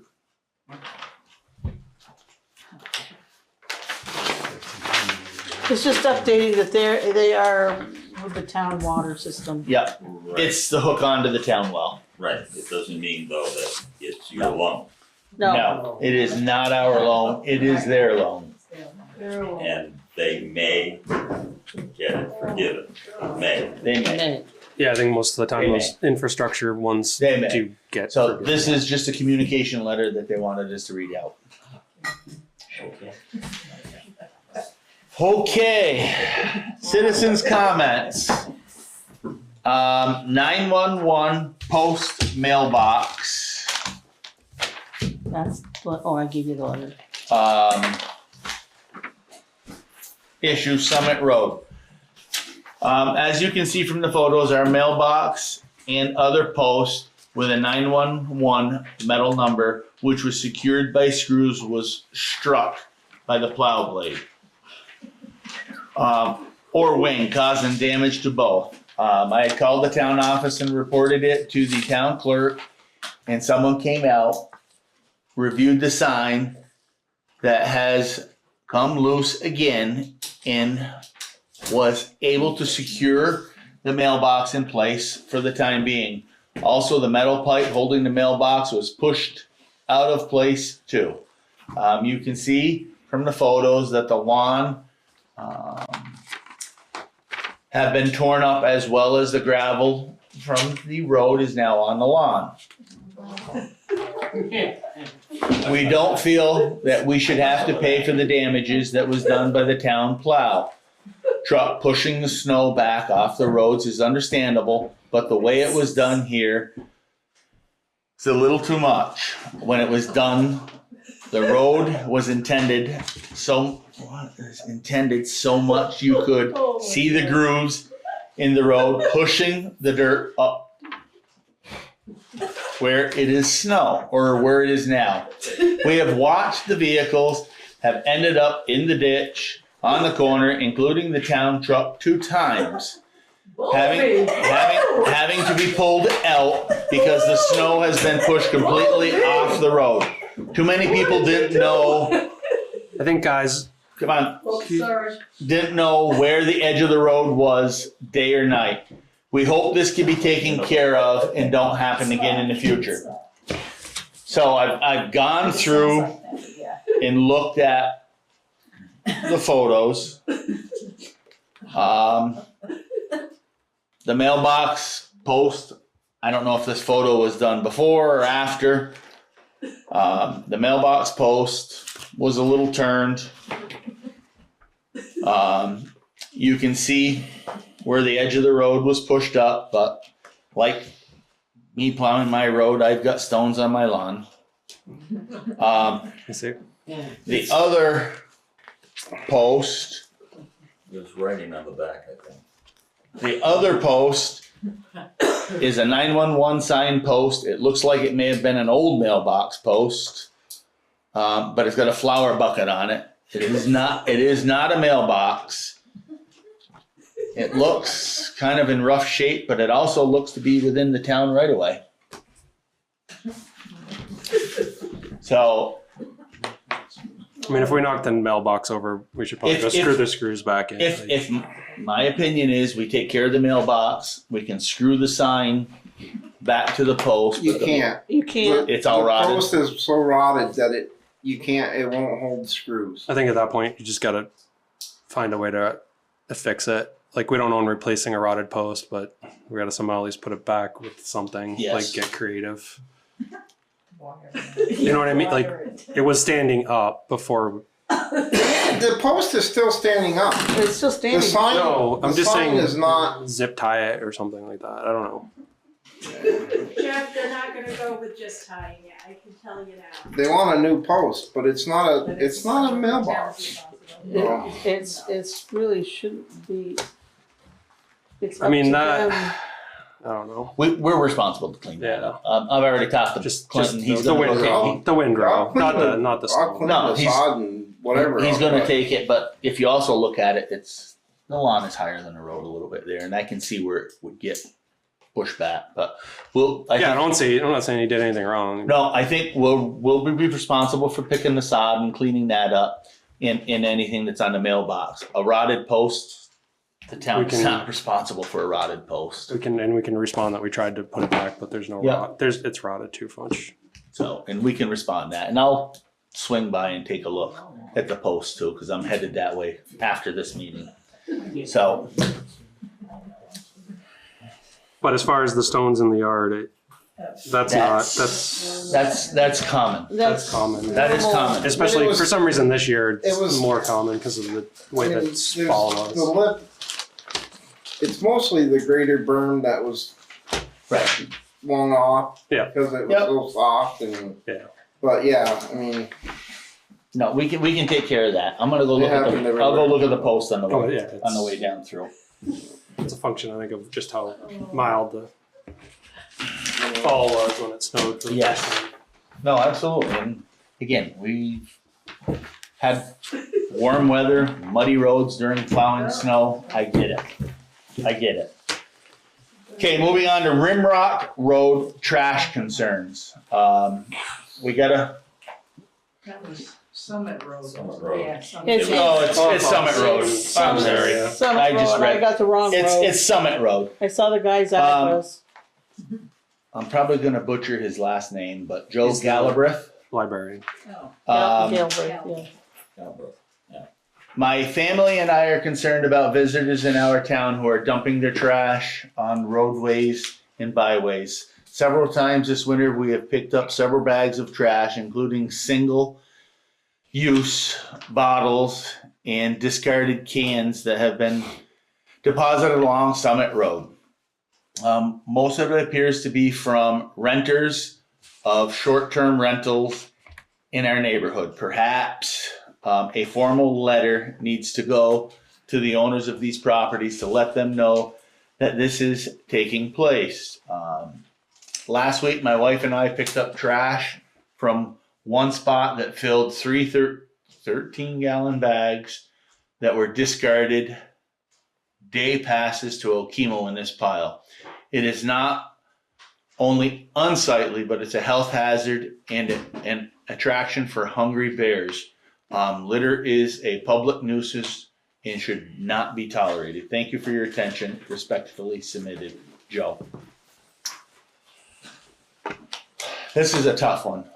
We can, put something out on the news flash and in the chit chat about properly disposal of your garbage. But unless we physically can catch the person or find a name in the bag, I don't know who. If they're visitors to our town, they won't get the news flash or the chit chat. Correct. I don't know any other way to get that communication out there other than post it and.